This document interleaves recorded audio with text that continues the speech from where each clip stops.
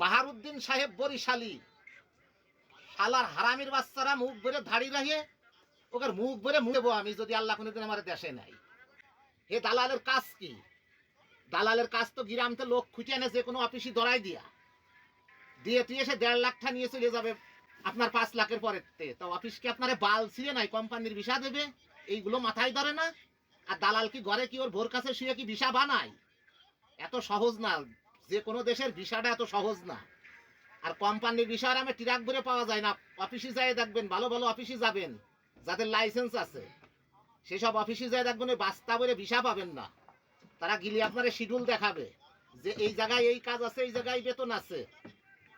আর সেইখান থেকে আপনার আসতে গেলে আপনার 3.5 লক্ষ 4 লক্ষ টাকার ভিতরে আপনি বিদেশ আসতে পারবেন। আর চলে যান নাম করা দালালের কাছে।